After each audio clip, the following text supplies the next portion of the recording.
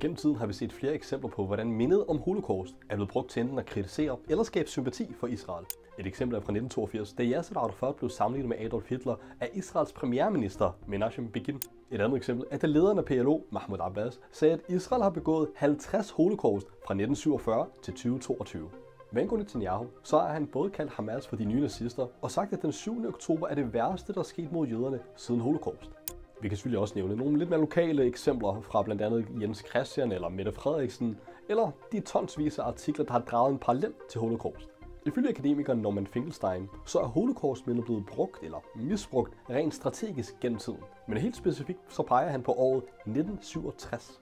Før 1967 så var der kun en håndfuld bøger og 2 akademiske værker, der berørte emnet. Her er der tale om The Final Solution af Gerald Reitlinger og The Destruction of the European Jews af Raoul Hilberg. For ikke at nævne, at der var kun ét kursus i hele USA, der rent faktisk underviste i emnet. Til sammenligning er der i dag over 10.000 videnskabelige artikler, der berører emnet. Da den tyske historiker Joachim Fest udgav sin Hitler-biografi, der dedikerede han kun 4 sider til Holocaust ud af 750.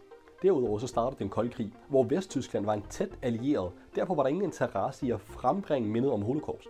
I 1967 fandt seksdageskrigen sted, hvor Israel vandt mod en række arabiske lande. Ifølge Norman Finkelstein så ændrede det forholdet mellem Israel og USA, da de så blev en vital del for at sikre USA's interesser i Mellemøsten.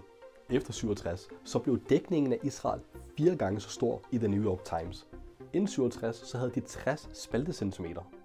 Efter krigen 260 spaltecentimeter.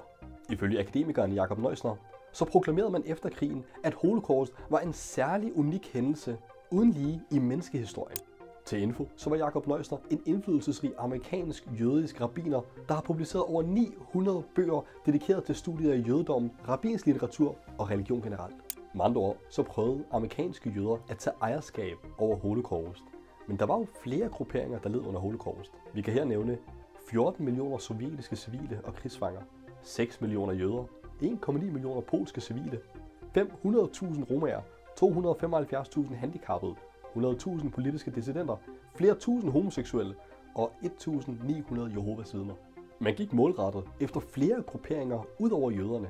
Rent historisk så fremhæves det, at de handicappede var den første gruppering, man målrettet gik efter. Når jeg forresten siger, at 500.000 romaer mistede livet, så er det cirka halvdelen af alle romaer i hele Europa, som er tæt på den andel af jøder, der blev dræbt under Holocaust. Ifølge historikerne Henry Friedlander, der er en tidligere Auschwitz-fange, og Raoul Hilberg, så gennemgik romaerne det samme folkemord som jøderne. De skulle dog kæmpe flere årtier om at få anerkendt deres lidelser under Holocaust.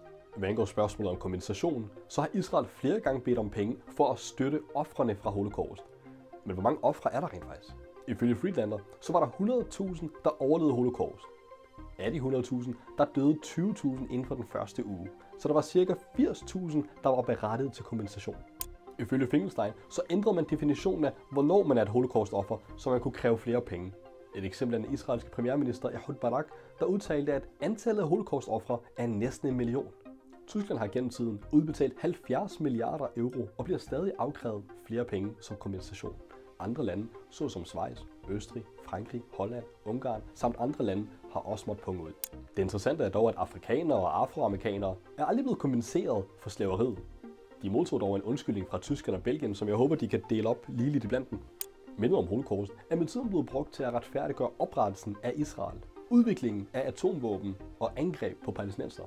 Hvad angår retten til at forsvare sig selv, så har 800 forskere inden for folkedrab og holocaust for nylig udtalt, at det, der sker mod palæstinenserne på Gazastriben, tangerer et folkedrab.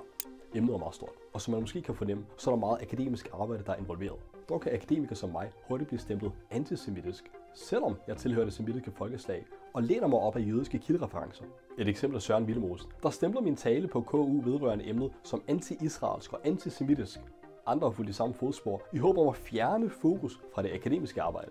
Det interessante er dog, at Willemoes interviewede mig tilbage i 2017 om Israel og Palæstina, og her fremhævede jeg flere vellykkede eksempler på sameksistens mellem muslimer og jøder.